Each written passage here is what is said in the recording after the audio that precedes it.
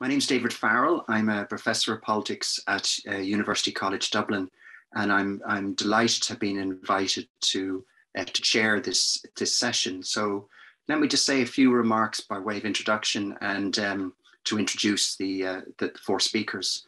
As I'm sure many of you are aware, this seminar is part of an ongoing joint seminar series organised by the University Association for Contemporary European Studies, UACES to its friends, and the Irish Association for Contemporary European Studies, IACES. And in light of the ongoing Conference on the Future of Europe, the seminar is seeking to explore the future of Europe in broad terms, examining the conference as a process, the options available for citizen-led reform of the European Union, and the EU's changing ethos and purpose. And of course, it also considers what the future looks like for the UK as what we now call a third country vis-a-vis the EU. So I'm delighted to briefly introduce the four speakers, and I'll just say a few words about them. Dr. Vivian Gravey from Queen's University Belfast is a lecturer in European politics there. Her research focuses on environmental and agricultural policies in two different settings. At EU level, where she studies greening of the common agricultural policy and potential dismantling of environmental policy, and in the UK, where she specialises in the impact of Brexit on the UK's environment.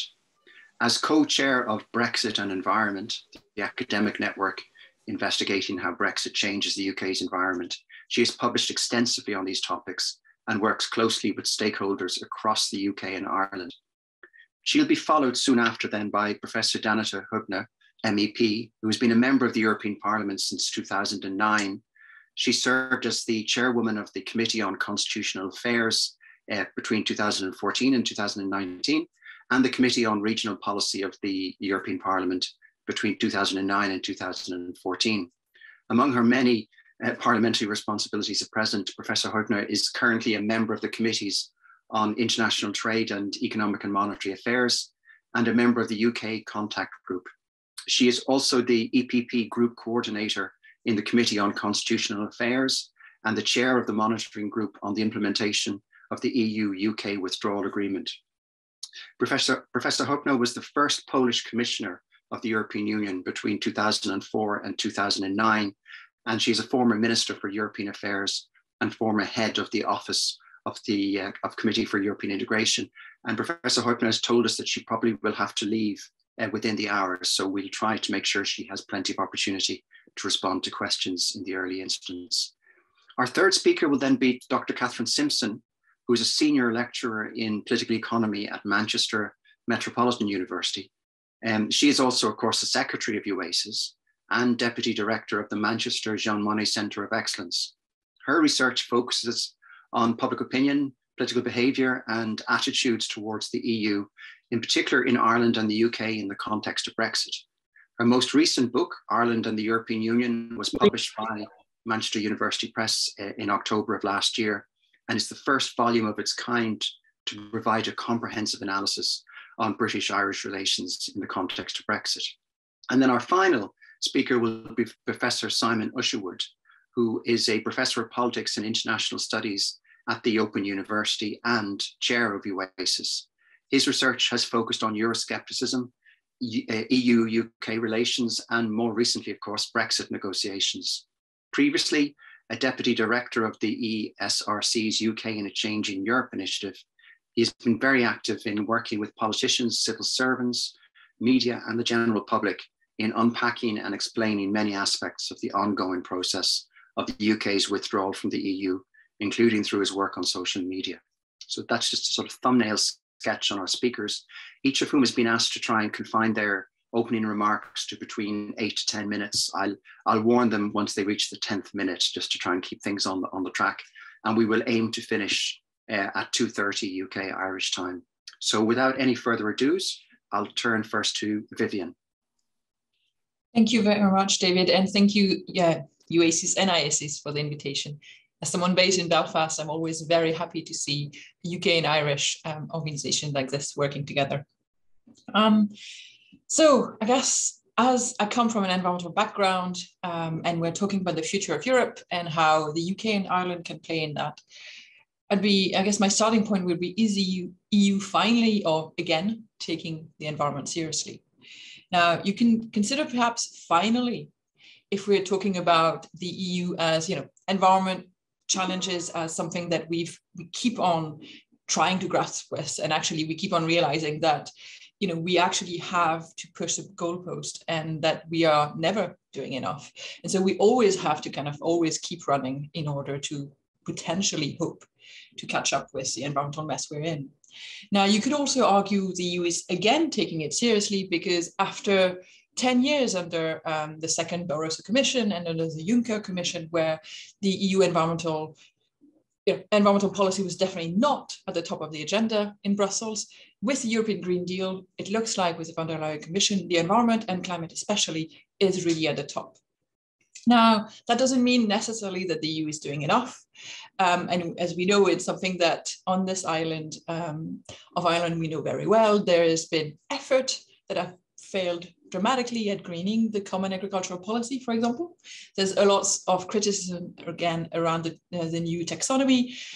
So the European Green Deal looks really good, on paper. In practice, of course, you're going to have politics, you're going to have compromises, and not everything is going to be as shiny and as green as we might have hoped for. Now, this is where the Conference on the Future of Europe comes in. I think it's really interesting to see that at the same time as we have the European Green Deal as a priority for the Commission, we are also seeing that citizens engaging with the conference process are mostly talking about the issue that they're most engaging with is the one on climate and the environment. That's where you have the most ideas, that's where you have the most participants. So it does show that here we have, on this topic, the EU pretty much aligned with what citizens actually wanted to do. So that's really positive. Now it's quite also, I've been looking at, because we had actually in Warsaw and Natalie, this weekend, there was a panel, a European citizens panel on climate and the environment. So 200 random citizens from across the EU, like at least 2 per member states, and a third of them young people, coming together to discuss ideas of what the European Parliament and what the Commission should get up to when it comes to the environment.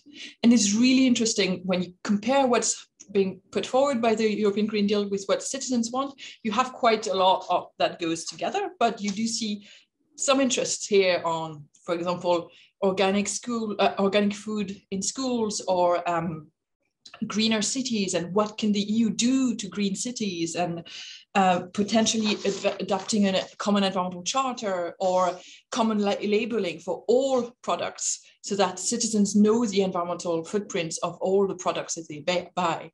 So that kind of process, and I'm sure we're going to hear more about the conference, does show that potential surge of environmental interest that I think we still need to take with a pinch of salt in Brussels is actually happening across the continent. Now, that's all very good, but what does this mean for the UK and for the EU and for Ireland? Now, for the UK, Brexit in many ways made the EU remember that a lot of the internal market has actually green roots, that a lot of the building of the environmental market, like the internal market, the removing of barriers for trade has been going hand in hand with adopting common, strong environmental rules. And that was why environmental issues and the level playing field were so important during the negotiation. And that's also one of the reasons why in Brussels especially, we should know that the environment and the economy are not on opposite sides, but actually work together, because you cannot actually have strong businesses without strong environmental rules. Now, for the UK, we are then put in an interesting position of should the UK actually do something different from what the EU does? And this is what we keep on hearing, that perhaps there should be more freedom around GMOs, more deregulation of environmental rules, but at the same time, perhaps more ambition. And as Michael Gove, a former secretary for the environment here in the UK, said, rivalrous emulation. Now, what we're seeing in practice, though, is that taking back control for now at UK level is actually playing catch up with what the EU has been up to. So we are seeing on lead in short, on plastic waste, actually, Scotland and Wales, in many ways, on plastics, for example, and Northern Ireland were actually already planning to implement completely the 2019 Single Plastics Directive. England had said it wouldn't, and then now it's actually running a consultation on saying, all the single-use plastics that we had forgotten about, we're actually also going to include. So we are in this very weird situation where our new strong environmental leader in the UK is actually just playing catch up and potentially actually going to be implementing relatively in line with what the member states in terms of deadlines. So not very much a new environmental leader. If we look at this island, the new focus of the EU on the environment is not necessarily good news, because Ireland has for a very long time been green in name only and pretty much an environmental laggard. Definitely with the impact of agriculture on Irish waterways, for example, but more generally as well on climate change being very low and slow to take action. So I was just looking at the Commission website to see infringement procedures right now open against Ireland, and a quarter of them are about environmental issues. Now, that's not necessarily super surprising. There's a lot of environmental infringements open against all member states, but it does show that Ireland has quite a lot to do to catch up with actually what it has signed up to already before it can actually push for ambition. Now, that's pretty problematic in a way, because we know that Ireland is already being marginalized on some other policy areas in the EU, such as taxation. And so if the EU puts so much effort on the environment, Ireland has to make sure that it doesn't end up being again marginalized and again on the losing side on another core EU issue. Now, that was kind of my opening kind of statement. So basically we are at the stage where after 10, 15 years of not so much environmental push at EU level, very much since the Copenhagen summit on climate in 2008, the EU was kind of not pushing so much on climate and the environment. Since 2019, it appears to be changing. We still have to kind of confirm that it will change positively. The proof is still very much in the pudding, and the pudding is still very much being baked. But that creates huge issues for the UK, who's not managing to assert like that, to establish itself as an environmental leader, and for Ireland, who's definitely still an environmental laggard. Thank you. Thank you very much, Vivian. That was bang on time and everything. So very grateful for that. Good start. I'll turn directly now to Danuta Heugner. I think I was muted. Yes, thank you, David, very much. Thanks for the idea of having this kind of discussions, and we on the continent, I think, appreciate it very much. And also thank you for the invitation. I would speak on the conference, and let me start by saying that I believe it would be a great mistake on the side of the European Union in general if we allow the conference to be a one-off event and then we just go back to the business as usual. I think through the conference we have opened too many doors to see them shut. So I believe that the European Union as a man and women-made democratic construct needs a stronger deliberative dimension, which in my view would strengthen our European representative democracy and not undermine it, as some politicians indeed worry. I also believe that we should look at the conference in a wider evolutionary context of the emergence of the European demos. On the demos, let me say that it has been, and I'm sure some of you might remember, a long-standing dream of many Europeans, but it is obvious, of course, that you cannot build it from above or jump straight off the stage of non-demos to the stage of demos. It can come into being only after a certain work is done, and to see it emerge from below, we need to create as wide as possible space for deliberation in Europe, with multiple stakeholders, with different platforms that for engagement responding to the very different nature of European stakeholders. And the conference, an unprecedented process of the biggest ever or greatest ever public consultation or public dialogue about Europe, can contribute, I think, to let us move forward on reaching this goal.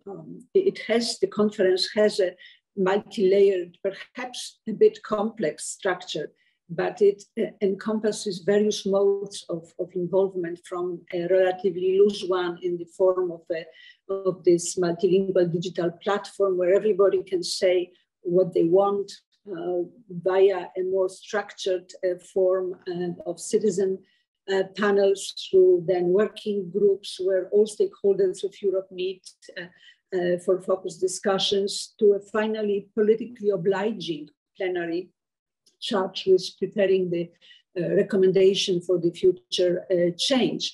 So we have a meaningful combination, I would say, of soft and hard elements, with a certain level of expected commitment as well, and with mixed representation of European democracy stakeholders. So I see it as a kind of innovative form of organizing a deliberative space that can rejuvenate the EU discourse in itself and reinforce also a pro-European public opinion. So I see, because you mentioned, David, at the beginning, the process of the conference, if I understood correctly, and I believe that that we underestimate the importance of the process of the conference, because I think itself it has a huge value added. So it's not only the outcome that really matters. So in short, I would say that the conference is a great opportunity that cannot go to waste. But of course, there are challenges. And we can, I can imagine still, we can end up with a cacophony of ideas unable to bring them together, which I strongly hope it will not be the case. The pandemic, of course, is not gone, and it has already derailed the most ambitious plan to make the conference a totally immersive experience done in person at every stage, with expansive program of events, including cultural ones. So the formula of the conference, compared to how we saw it in the parliament 2 years ago, indeed it's scaled down in its scope.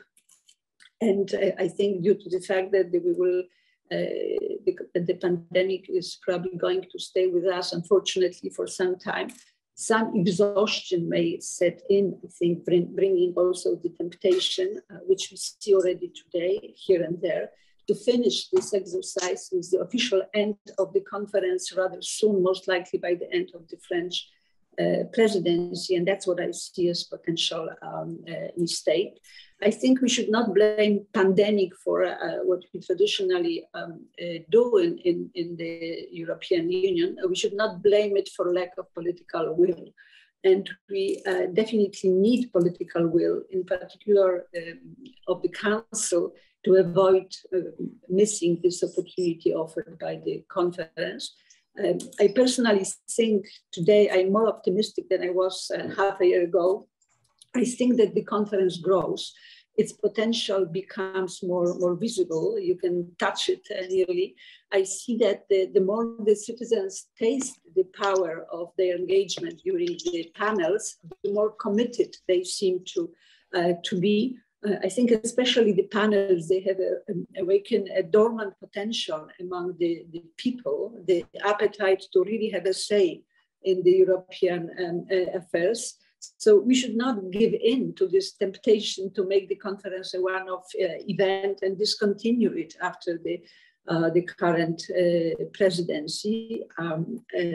There is no reason, I think, I can't find any reason not to commit ourselves seriously to make some sort of citizens' assembly a permanent mechanism in the structure of the EU decision making.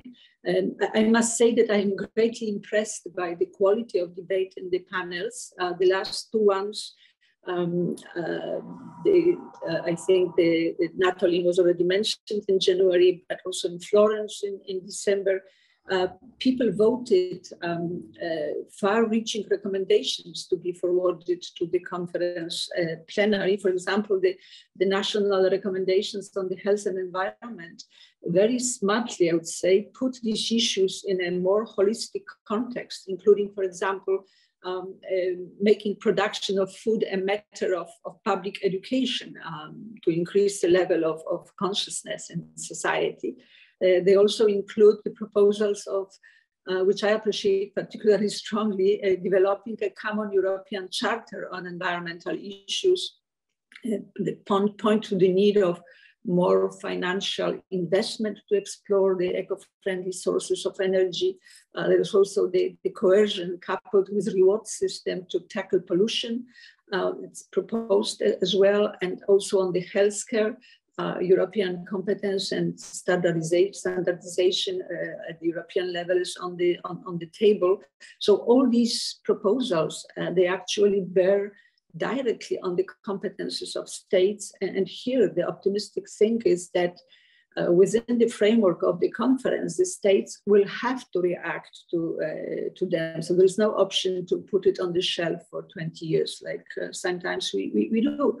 And the scope of recommendations, I think, shows that citizens really want to exercise their power granted by the conference mandate.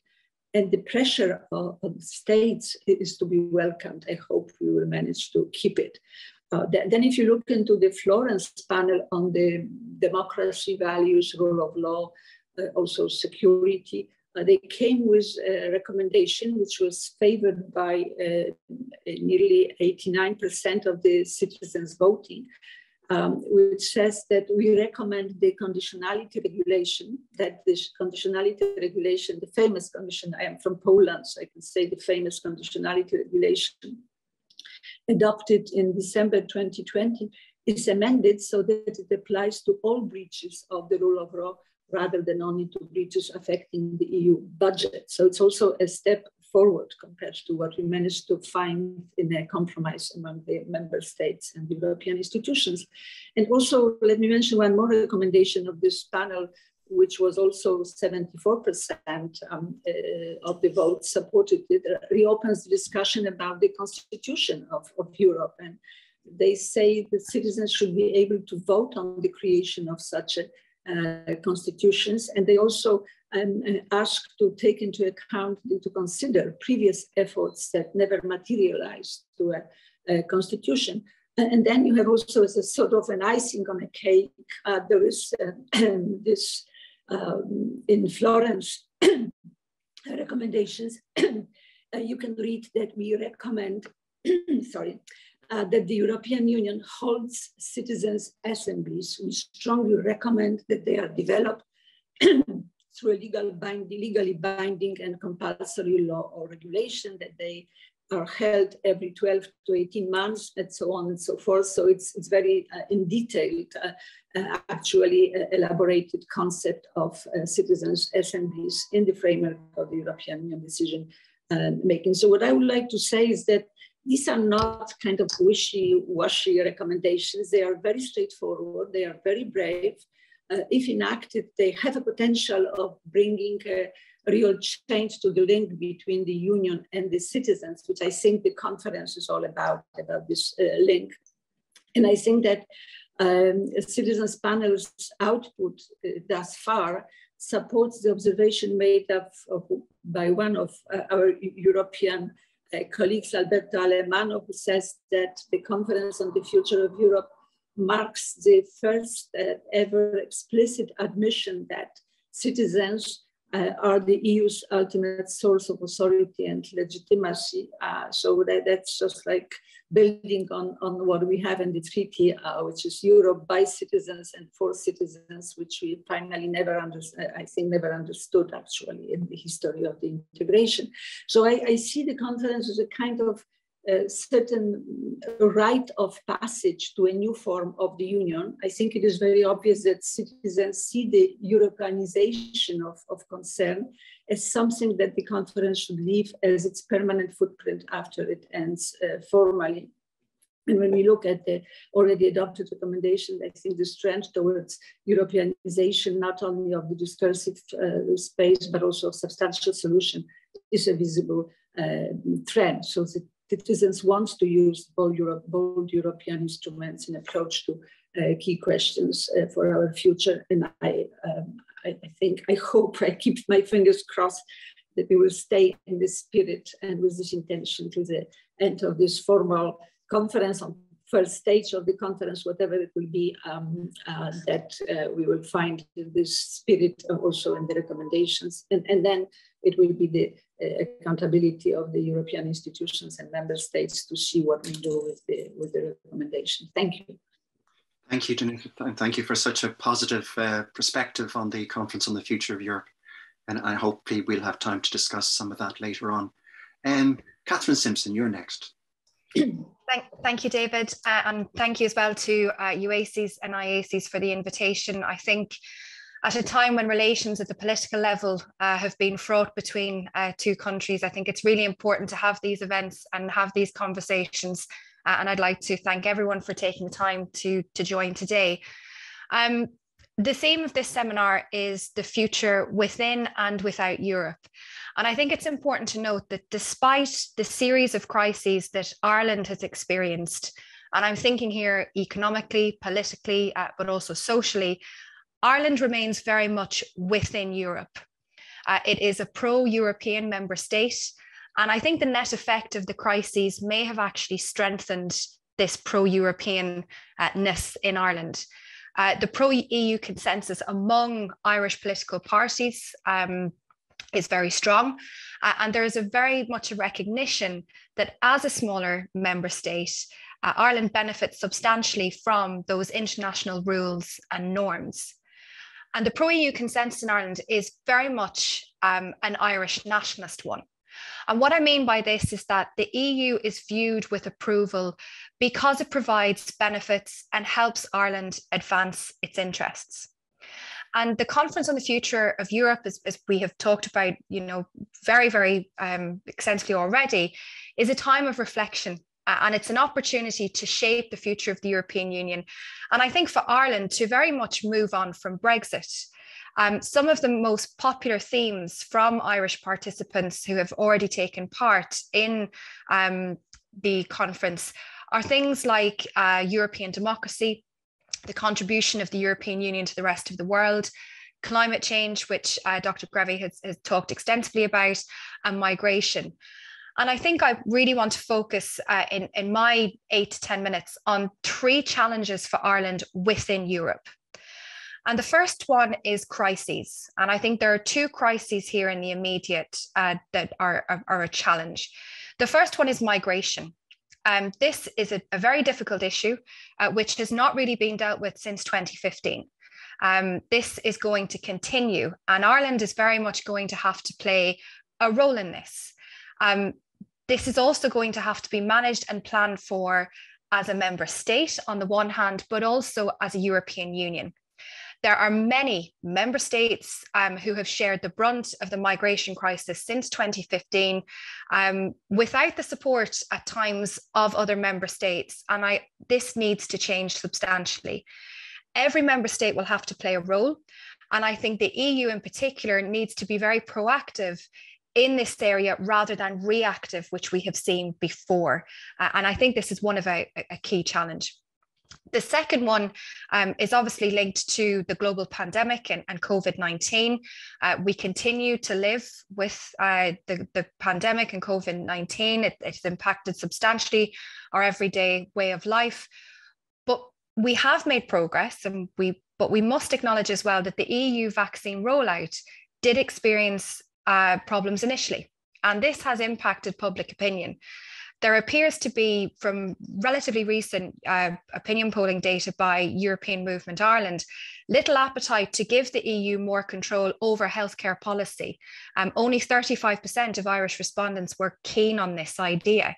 But on the flip side of that, it's very important to remember that the EU is not a state. It doesn't have full executive powers in the area of health competency or health policy. And the powers in relation to health policy are still at that member state level. And I think if EU member states and respective populations want health policy for, as an example, as an EU competence, there would have to be EU treaty change.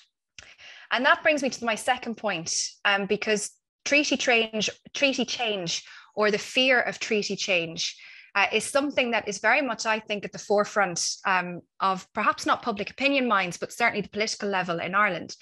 In March 2021, the Irish government, along with 11 other member states, signed a letter stating that the reform process at the EU level should not create legal obligations, nor should it duplicate or unduly interfere with the established legislative process.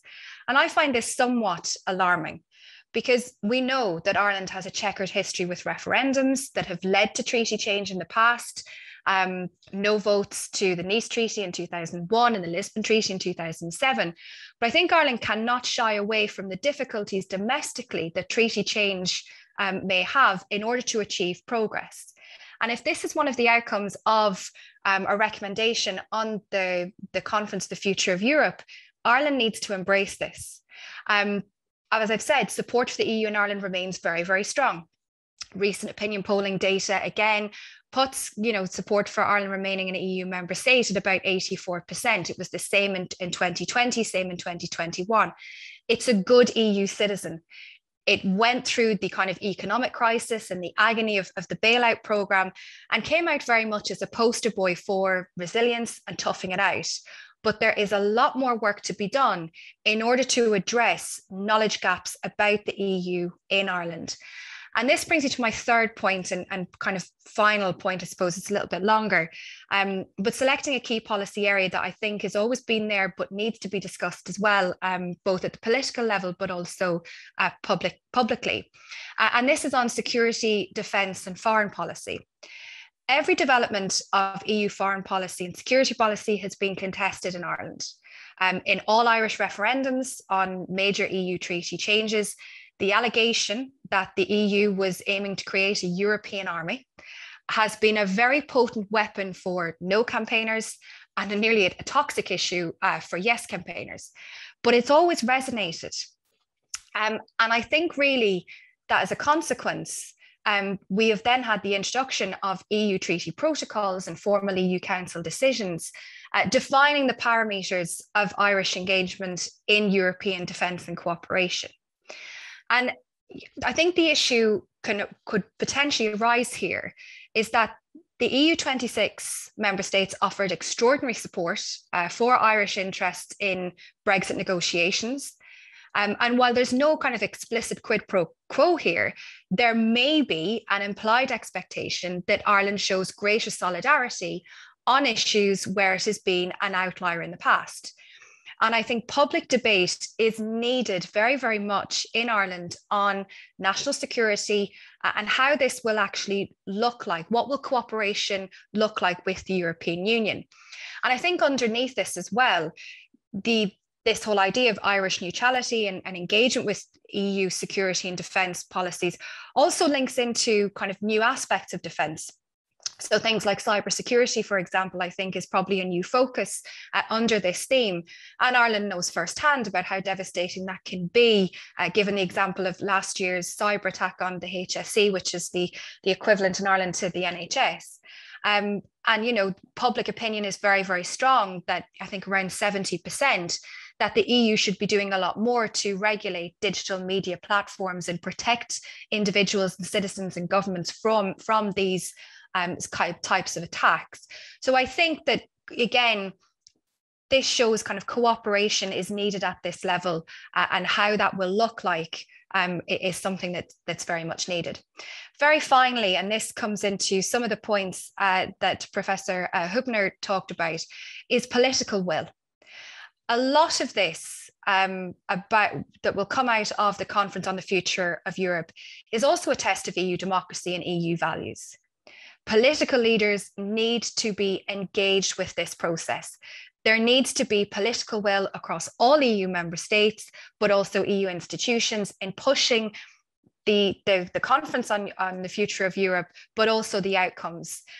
While power throughout this process has been very much with the EU citizen and individuals, and at that individual level, who are the political voices that are pushing this, and what are the key outcomes that will determine success? And again, in line with what has already been discussed, is kind of a citizens' assembly at the EU level something that we will see regularly. From an Irish perspective, and I think this is very, very important, that there is a very low percentage of women that have participated so far in the Conference on the Future of Europe. Recent figures are less than 15% of those are women. And again, it's also very heavily skewed to middle-class professionals and retired. We need to have a lot more engagement and representation of younger people in particular. And I think this is also important for not taking for granted that, you know, Ireland is a pro-EU member state. So very finally, while the power appears to be at the individual level, I do feel it needs to be translated appropriately, but also accordingly, in order to strengthen European democracy after a decade or so of crises. I will leave it there. Thank you. Thank you. Thanks for, again, keeping to time. So that's wonderful. And finally, last but not least, Simon. Thank you very much for that. And I'd just like to echo the various speakers. Thanks for IACES and UACES continuing to work together. And that's really the theme of what I want to talk about, that despite the UK's withdrawal from the EU, I think we have to keep in mind the ongoing relationship that necessarily has to exist between the two sides. So I want to tackle that firstly by thinking about how Brexit contributed to the conference process, and then thinking about how it might shape the future relationship. The first half is probably a bit more upbeat than the second part, but we'll worry about that later.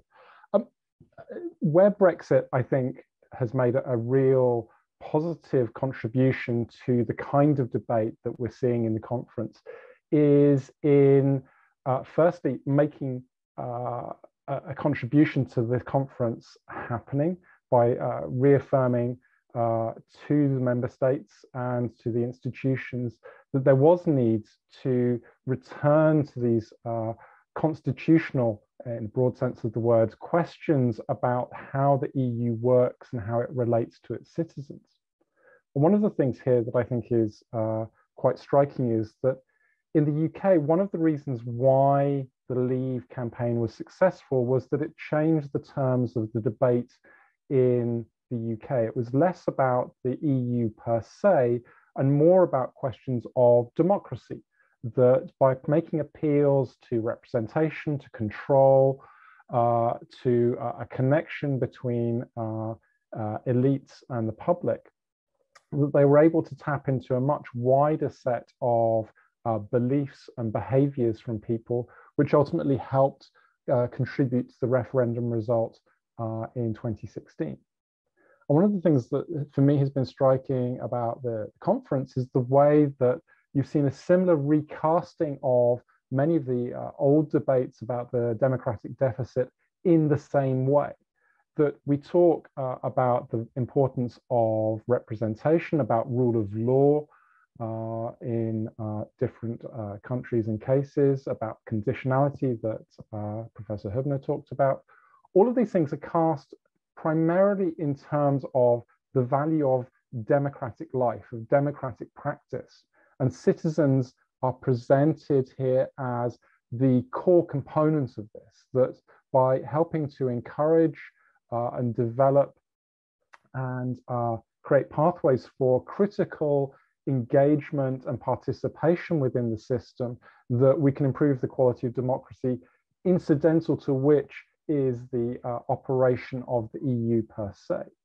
So looking, for example, a lot of the Commission documents around democracy that have fed into the conference process, you do see that effort of talking about education, about tackling disinformation and misinformation, all of which I think is partly a reflection of the way that the EU has understood Brexit.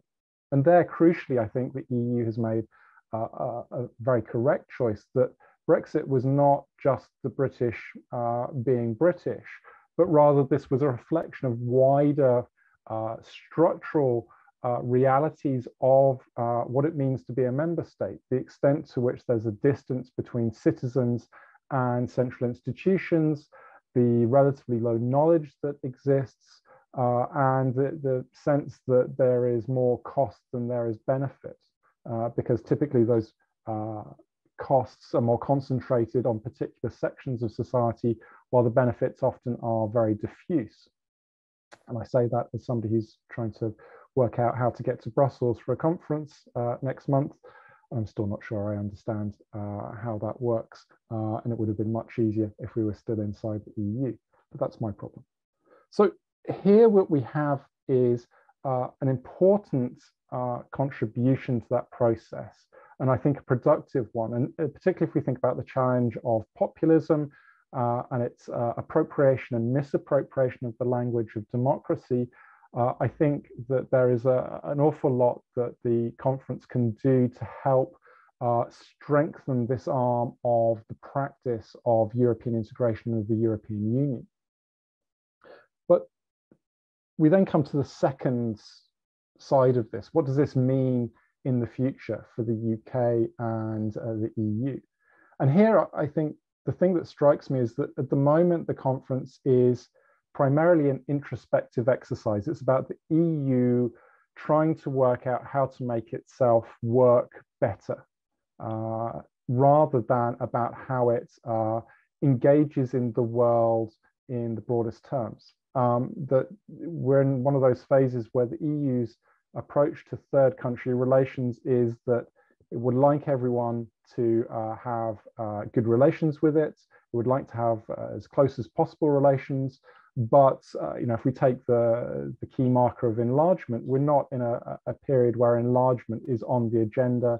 We see the way that that's put on hold in the Western Balkans. And Eastern Europe is an even more problematic case. So the EU is understandably, and I think importantly, as Catherine says, concerned with making the internal dynamics work. And that at some point after that, it can think more about what it wants to do externally. And that goes for the UK as well.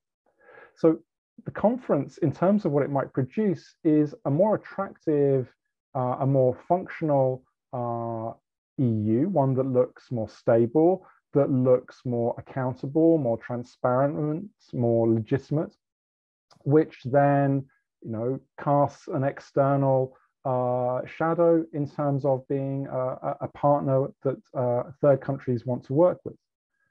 The problem, as I think is always rather obvious in the case of the UK, is that the UK still doesn't really know what it wants to do with its newfound status outside of the EU. And as long as we have this government, which is a thing that changes by the hour, we are not going to get a resolution of that. The project of the Johnson government has been really to get away from the EU and then to hope that an enticing plan appears. And we can see the contradictions of that in this kind of idea of global Britain, where we talk endlessly about promoting closer ties with all parts of the world, with the notable exception of the EU. And if you look at the speeches of Liz Truss, the Foreign Secretary, who now has the Brexit dossier, the EU warrants barely any mention whatsoever. So even though there are lots of areas where cooperation is important, where both sides would seem to have a clear interest, and Catherine's mention of security and defence, I think is the classic example of that and the urgent example of that, we are not in a position yet where we're going to see that change. And so one of the things that I think is attention here is this continuing level of low knowledge and understanding of the EU. We've seen that last week with comments about the reintroduction of roaming charges here in the UK, which many government ministers are saying is the fault of the EU because the UK wanted to avoid their reintroduction, even though all the documentary evidence suggests entirely the opposite. So for most British people, the EU seems distant. It's a topic which is done, and we have a government that doesn't look like it's going to be changing its mind on how that works. So whilst the conference, I think, is an important step for the longer term development of the EU and its thriving, the impact on that UK-EU relationship, I think, is relatively minimal. But we'll see how that goes. And I'll stop there. Thank you. Thank you. I want to thank all the speakers for keeping to time. Just to inform everyone, and I put it in the chat at the beginning, I should have said at the start of the meeting, of course, this meeting is being recorded, and I hope that is okay with everyone. And when the meeting ends, it will be put up on the UACES YouTube channel, so it will be generally available for others to look at. So there's two ways of asking questions. Some of you have already taken up one way, which is to put in some questions in the chat. The alternative is to raise your electronic hand. If you look at the reactions button at the bottom, if you open that button, you'll see there's a raise hand option, and then I'll come to you in due course. But let me, as far as I can see, there seem to be three areas of questions that could be pursued here. One is about the European Union, the Conference of the Future of Europe, where European Union is going. Another is Ireland, post-Brexit, how Ireland positions itself. And of course, the third, going back to some of Simon's and Vivian's comments in particular, is the UK and the UK post-Brexit. So maybe, particularly because I know, Danuta, you think you may have to leave quite soon. Maybe if we start with the first of these streams of questions, which is to do with the Conference of the Future of Europe and the European Union. And there's a question, there's several, but I'll start with one question from Paula Differ. Forgive me, Paul, if I mispronounce your name. I lived in Britain for too long. I've lost all my ready access to Irish. Your question is this, is it not a dangerous time to be tampering with the EU constitution in view of the EU hesitancy or indeed opposition in many states, in many member states? And perhaps, Danuta, if I go to you first, is this a risky time for this sort of endeavour? You're muted. That we have to remember that union has been sort of started its political life without having this finalité politique. So from the very beginning, it is a process. It is a process of change, and most of those changes have been gradual, step by step. Things were emerging, we were addressing them, but from time to time we have also those big, meaningful moments in the integration history where we agree on big change with a roadmap, with a lot of discussions, with treaty change, with a new treaty and single market, common currency, or even Schengen are examples of those big changes. And the last treaty we had was basically discussed and emerged as a treaty at the beginning of this century, because it was this constitution slightly changed to give us a couple of years later the Lisbon Treaty, but basically it is what we discussed in the convention in the first 2-3 years of this century. So in the meantime, the union has changed dramatically. The world, as we know, has changed dramatically. We are functioning in a completely different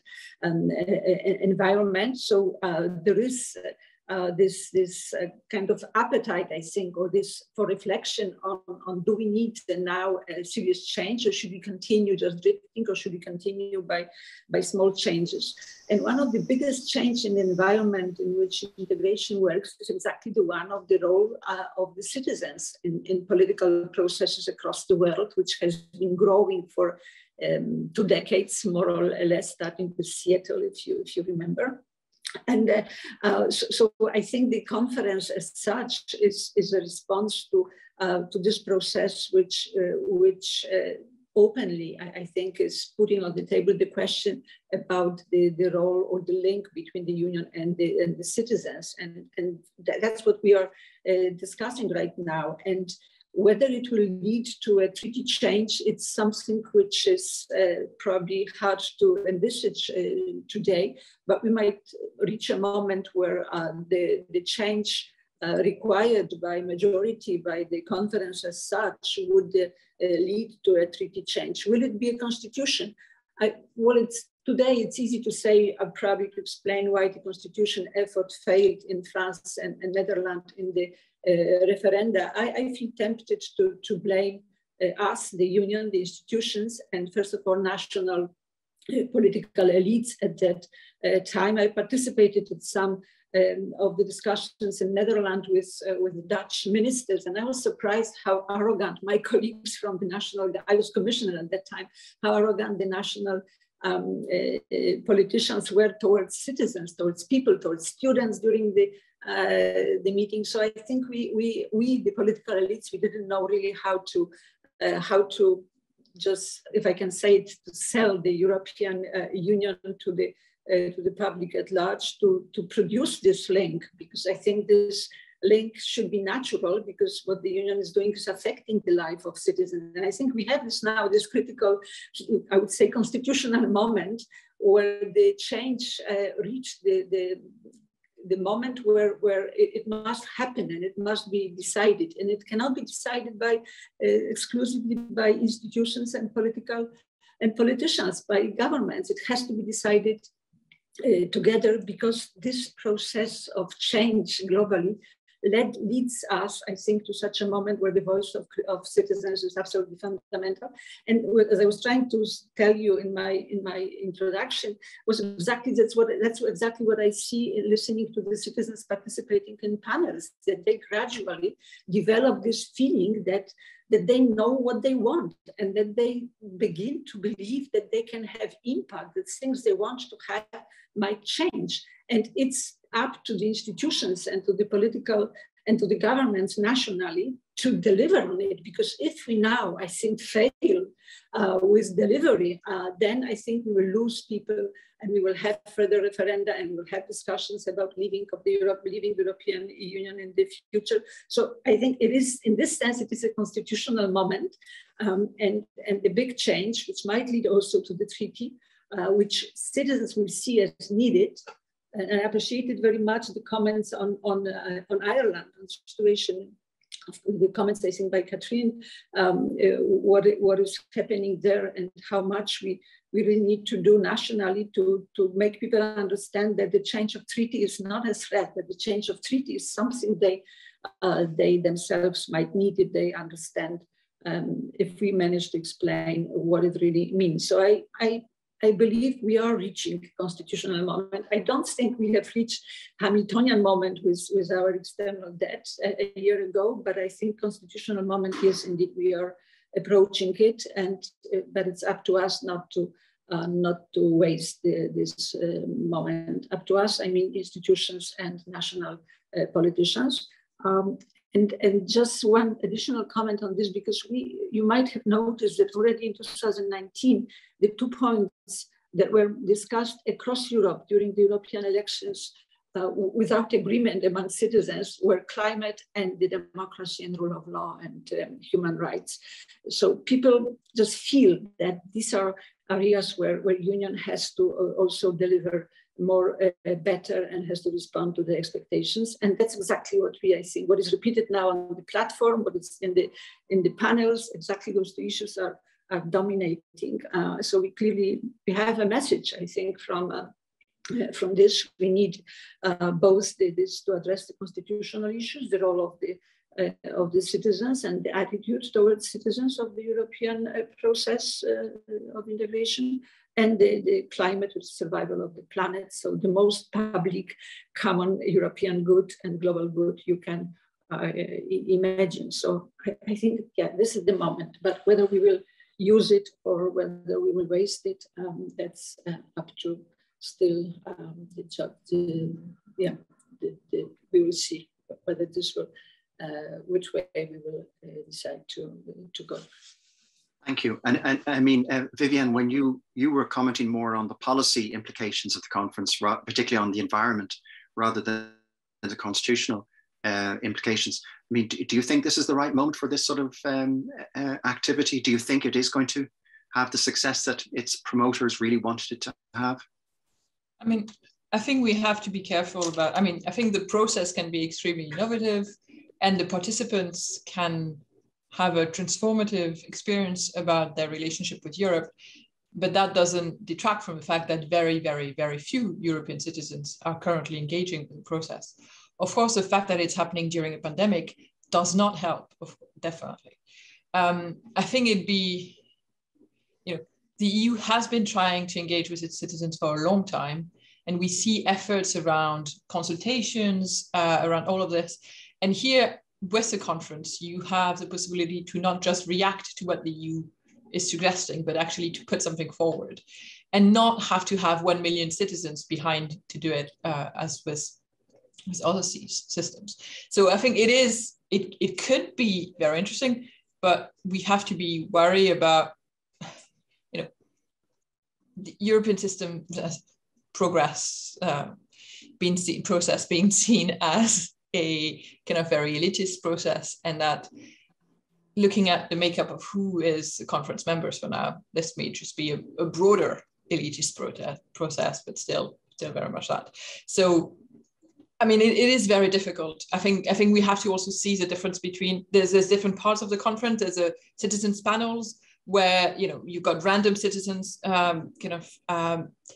approach and participating, and then you have citizens by themselves participating, and it's, I think, very different processes, and they've different things coming out of these two. So it's very early days to say whether it's going to have practical implications. I think in any case, it's really good to see the EU engage in this kind of innovative ways of trying to reach out to citizens and not just getting them to comment on what the EU does.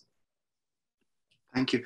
Catherine, in your comments, you were talking about the sort of ambiguous situation that Ireland finds itself in. It doesn't really want any further treaty reforms for reasons you laid out. And yet it trailblazed the use of citizens' assemblies, and it's very proud of that recent tradition. So, what's the situation for the Irish? Should they be nervous about what could be coming out of this conference on the future of Europe? Thanks, David.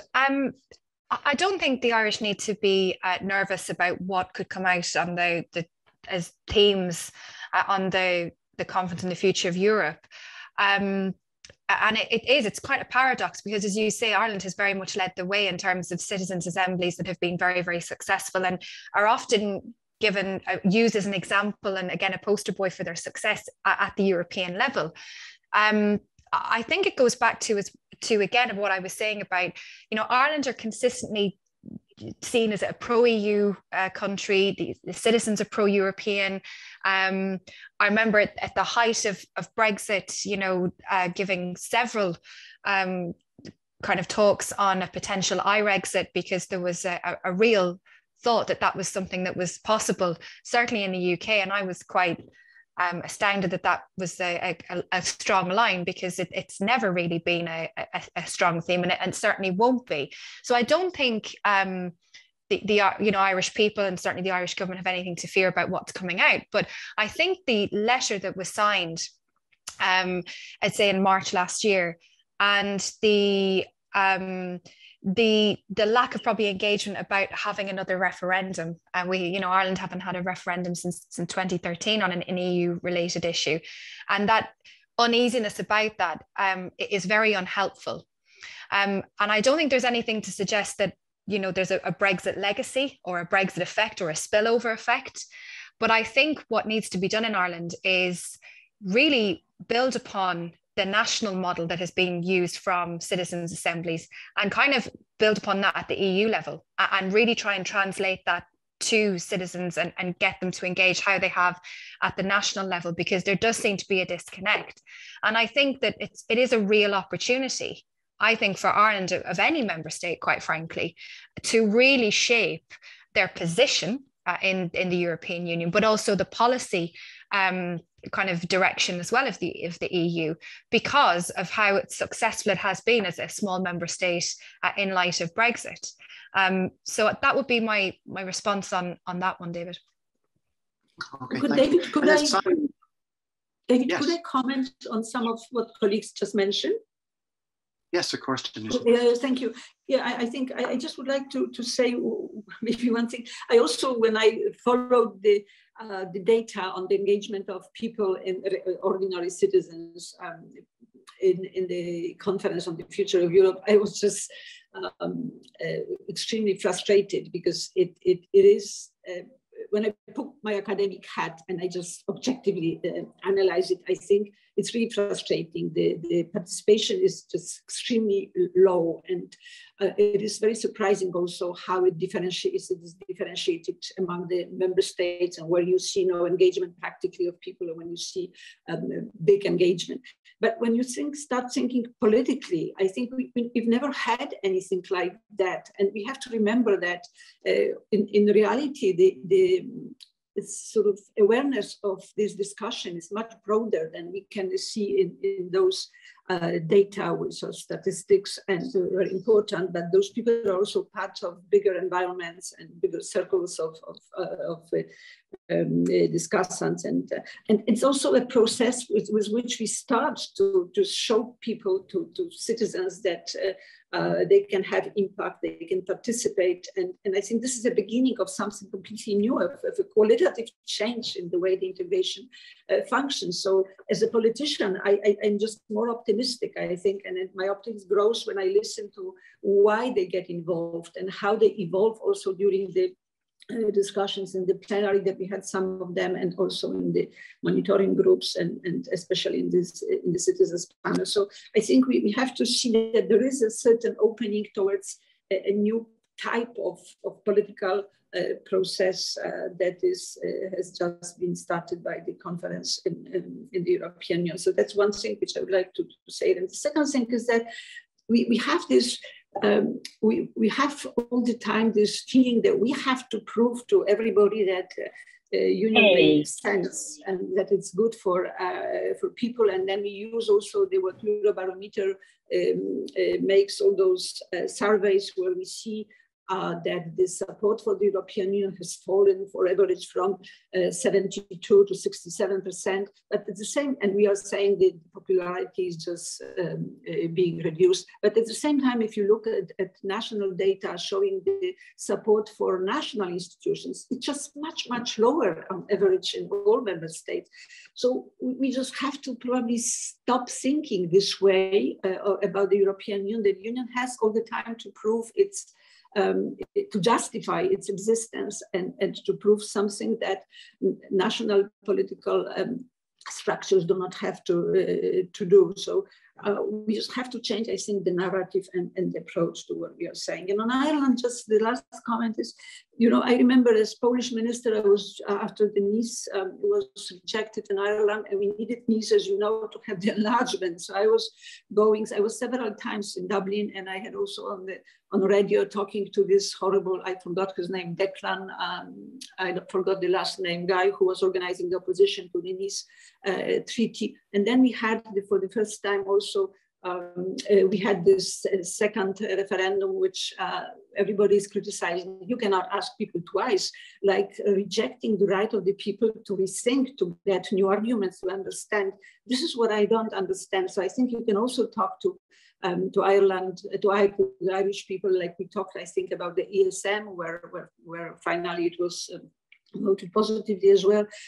So we have to talk more. And this conference is exactly creating this habit of just going again to the people and talking and listening. And so I think in this sense that we are entering a new kind of era in the way the Union functions when it comes to this link between the European institution and the citizens. So that's why I'm just hopeful, because I'm normally very critical also of this process. We have huge fights between the institutions. It's a shame.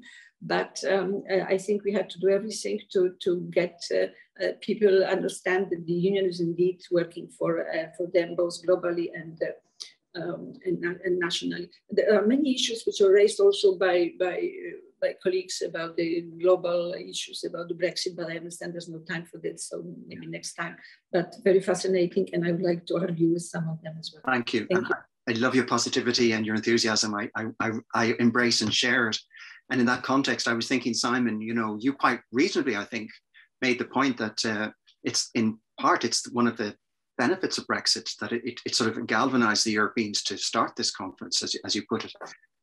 Are there lessons for the UK from what is happening in this conference? Yeah, I think in that generic sense, I would love to be as positive as Danuta about this process. But again, I think for me, where the value lies is in a more robust defense of democratic values and democratic practice, which is not the same as the conference process itself. I think that process is always going to have limits about how scalable it is, how wide it can reach. But the content, the conceptualizations, the framings, I think, are useful ones that are useful for the UK. The notions of how individual citizens participate meaningfully and constructively within their political system, which is partly about reaffirming the value of existing structures, but also constructively engaging to reform and develop those, is something which I think has not just value for the UK, but more generically. So at that level, I think that there is a real potential. But yeah, it's difficult. You know, the difficulty is that, you know, we're talking a lot about talking. Often, talking is about me, the person with power, telling you what we're doing. And so it needs to be a dialogue. It needs to be two ways in which there's mutual respect and engagement with each other. And I think that that is never an easy process.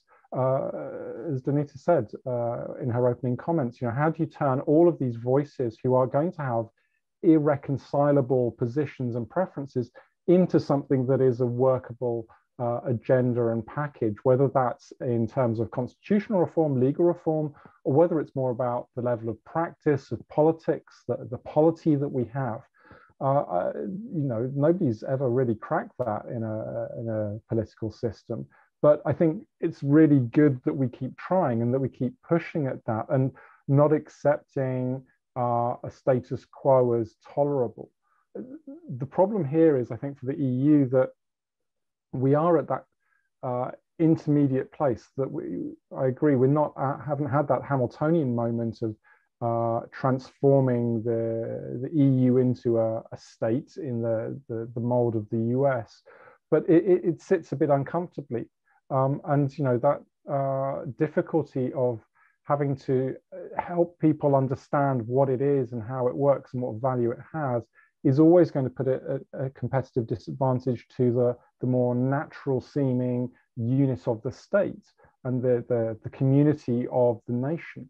So I think there is something in this, but it is a process, and it's a process that probably doesn't have an end whilst the EU stays in this intermediate position, which is, I think, where it's likely to stay for the foreseeable future. Thank you. We've got about a little over 15 minutes. We've a few more questions in the chat. Nobody's raised their hand yet, so I'll continue with the chat questions.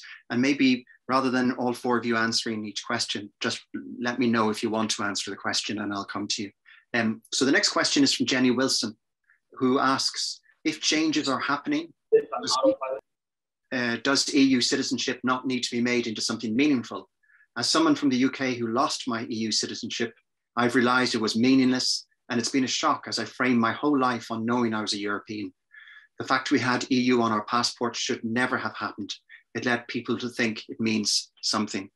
Not a happy question, but a very important question. Would any of you like to have a go at giving a response to that? As I have to really in 1 minute go, can I just say something about the citizens? Around these questions. So if you don't protest, I would just start saying, I was involved since the day one of the Brexit. We were as the European Parliament, we've been inviting permanently all the organizations that are coping with citizens' rights and the problems related to Brexit. So we have listened all the very carefully, and we were discussing the Home Office, and we managed as the European Parliament to shift actually to reduce the distance, which was incredible, between the position of UK with regard to citizens, impact of Brexit on citizens, and the European Union proposal. So we have solved a lot of issues. I think solved a lot of issues. We continue to monitor it. There will be always cases of unhappiness. That's absolutely clear. But for the first time in the history since Maastricht actually, and then Lisbon, that had a role in a special role, the two treaties in bringing citizens more to the surface of the European integration, if I can say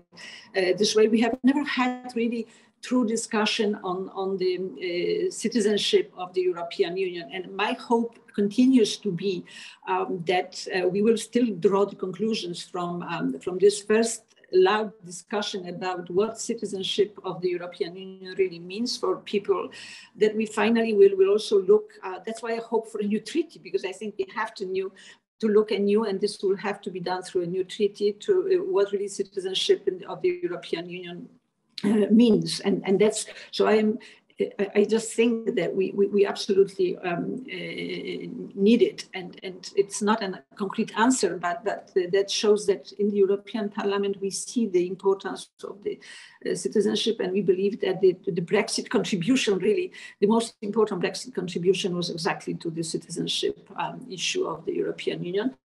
But the worst thing that could happen with Brexit was that, in fact, in analyzing the Brexit, we never talked about the fact that nearly 70 million or 60-something million people left the European Union. We always talked about UK, we talk about Northern Ireland, but we talk about the importance of of maintaining the rights that the citizens of UK from the time of its membership acquired. But we never say Brexit meant that the millions of people just left together with its state. So the question, I think, important question for the discussion, which I think Simon was alluding to, is that to see this this dichotomy, or this sometimes dilemma, sometimes extremely important issue, to see this link between the state and the citizens, and Europe and the citizens, and Europe and states, and stop talking only about what it means for member states, the policies, and allowing and listening only to the politicians, to the governments, and just not listening to the citizens that might have a very different view compared to the governments on the changes in the European Union. So I think citizens just grow in terms of importance, and I hope that this will also lead to some changes in identifying what citizenship in the European Union really means for the citizens. And once again, extremely thank you very much for this discussion, and just don't forget about this issue in the years to come. I think we should have such discussions everywhere. This is like part of the Conference on the Future of Europe, even though you didn't say you did it. So don't forget that because of the Conference on the Future of Europe, there are meetings and discussions which are not labeled as conference, but which are kind of motivated, incentivized by the presence of the existence of the conference around us. Thank you. All the best to you. Thank you. We're tight on time, but I think, Simon, you wanted to come in on this. Well, Simon, please don't. Yeah, no, Bob, Denise, thank you for your time. And it was just to say that, you know, one of the problems of EU citizenship is that we do know what it involves, because it's an enumerated list of rights under the treaty. And, you know, if we think about that in a national context, again, we have rules about who is a citizen and who is not, and how you can acquire that. But it's not really what's written down that matters about that. And I think this goes back to the question that it's what people attribute to the meaning of citizenship, which isn't written down. It's about that affective dimension. And, you know, I know that I have benefited from EU citizenship, and it did have a meaning for me, but that's not a general understanding that people have. And so I think, again, it comes back to the culture of political debate around formal texts and formal institutions that is really essential here. And I think that that's where we need to have more traction as we go along, because without that, we end up with words on a page that are meaningless in that sense, that we give effect to them as individuals, as citizens, through the kind of activities, as Denise says, that we have here, that make us part of a society and a community. So I think we have to kind of keep that in mind, that the pathways to making things happen are and need to be multiple and diverse if they're really to stick and to develop. Okay, thanks. I see, Martin, you've raised your hand. You're the first one to raise a hand to ask a question, so I'm delighted to give you the floor. Unmute here, yes. Thank you very much. It's very much on the last issue, as Danuta was saying just before she left, the notion of citizenship, and Simon has brought that to the fore again. It is obviously much more than just a list of rights on formal texts. It's an affective. It certainly is a question of the heart as much as the head. And much of the big debate in Britain and Brexit was this quarrel between those who managed to latch on to something affective rather negatively, and those who tended to concentrate on much more on, dare I say, the hard facts, or the agenda, the fear agenda, which was less emotional. It was much more a question of trying to size up what the effect in the wallet would be. And I think in this game, the big changes will only come when the heart is much more involved, excuse me, than the head. I'd say this, wouldn't I? It's 100 years and more since that was first laid out for us after the First World War. Coudenhove-Kalergi put it all there in Pan-Europa. And we come back to these big issues. What is it that's going to trigger European patriotism, not just membership of the common market? And that's the big difference. It's when you shift gear from, I won't say just the gradualist approach, because we've come a heck of a long way on a gradualist approach, which has been extremely successful so far, with setbacks, and Brexit certainly is a setback. But it's when enough people can actually emotionally feel attached to a European concept. Much easier for many people on the continent than for the islanders, both for Irish and for British people. Much easier. But all of us now in the modern world are in geopolitical position where we're all in the same boat. It's as simple as that. There are 3 or 4 big players, and it's a question of whether Europe will be one of the big players, and we will feel this affective link to Europe. Will it be America, China, Russia is a bit of an oddball, but and then the EU, or not the EU? And it won't be the EU, it'll be the EU plus. It'll be the EU and bigger. It'll be a much larger EU than we've even got now. The whole issue of enlargement has to go further before there can be an emotive identification with Europe, not just with the EU, just as there was not an adequate emotional identification with the 6 or the 9 or the 15, and how enlargement was such a massive breakthrough that we could start to talk about Europe instead of just EU. But we aren't quite there yet. And in fact, 100,000 Russian troops are going to try and stop it happening for quite a while. There you are. Enough as a contribution. Thank you, Martin. Does anyone want to react to Martin's comment? Our 3 speakers, or to move on? Okay, thank you. And your points are noted and are very much supported by some of us, I would think. There's a question then, this is going to be a challenging one for you, Catherine, from Paul Nugent. What will be the future of Ireland in the EU if Brexit leads to a united Ireland and a small hardcore of loyalists initiate violent insurrection against Dublin? Will German French troops be deployed to help? I suppose there's a more generic question about Ireland's geopolitical situation post-Brexit. You're mute. Thank you very much. Yes, I saw this question in the comments, so I've had time to mull it over, and I think it's a very, very important question.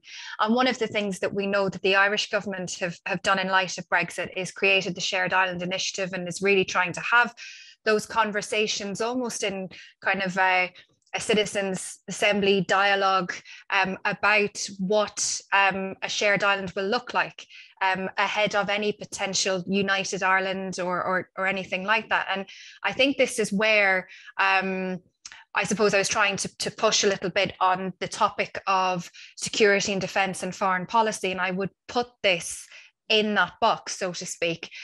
There needs to be a public debate, well, a political debate in Ireland about where Ireland sees itself and what would happen in a situation like that.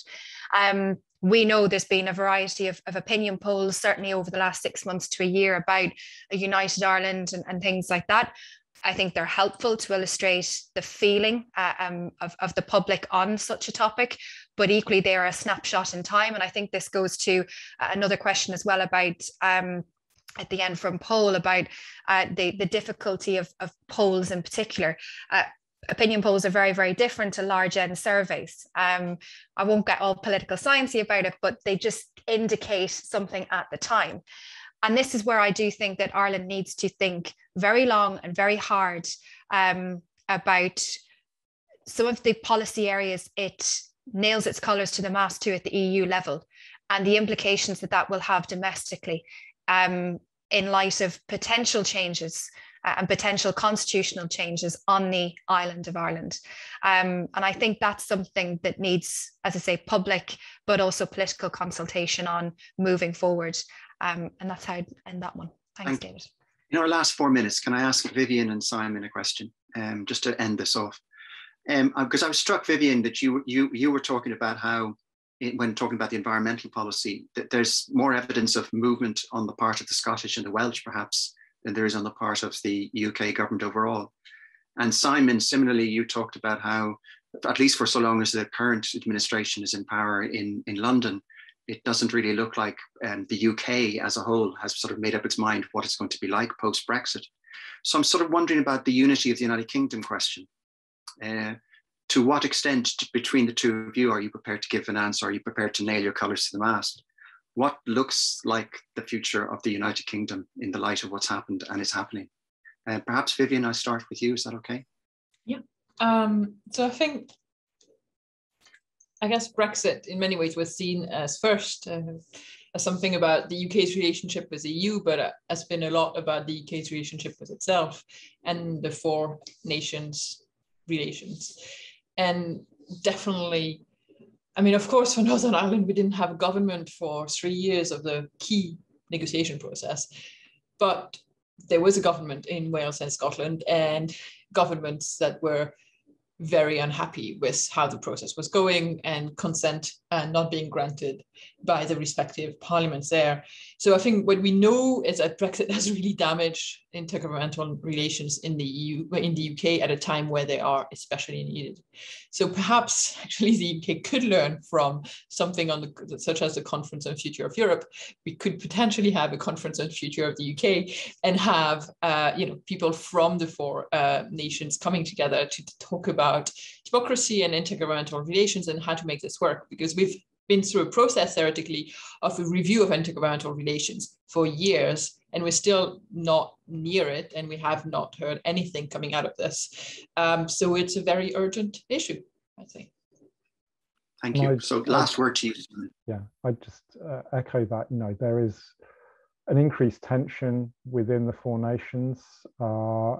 It's hard to see how on the current trajectory that will improve.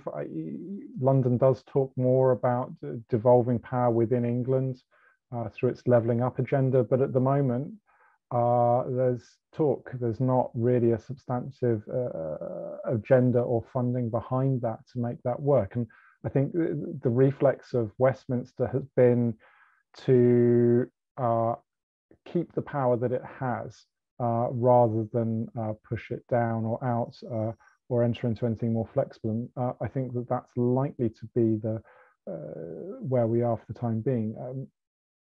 Yes, I'm not sure we're at a stage where we're going to see any one part of the United Kingdom break off at this point, but you can certainly see how you could get there from here. And paradoxically, Brexit being followed through has made Scottish independence, I think, more problematic, because it's now a question of readmission into the EU rather than continuing membership.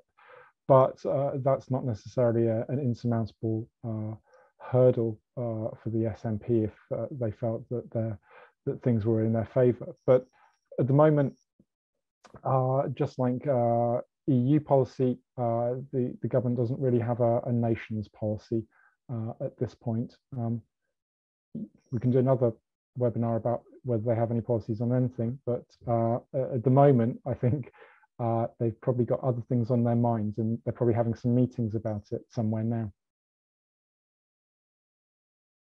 I imagine that they do. Well, we've reached 2:30 UK Irish time, so that was the agreed time that we would end this fascinating session. I just, on behalf of everyone here, I want to thank our four panelists for their wonderful contributions and this great debate, and I look forward to hearing more about future sessions like this. So thank you very much, and goodbye.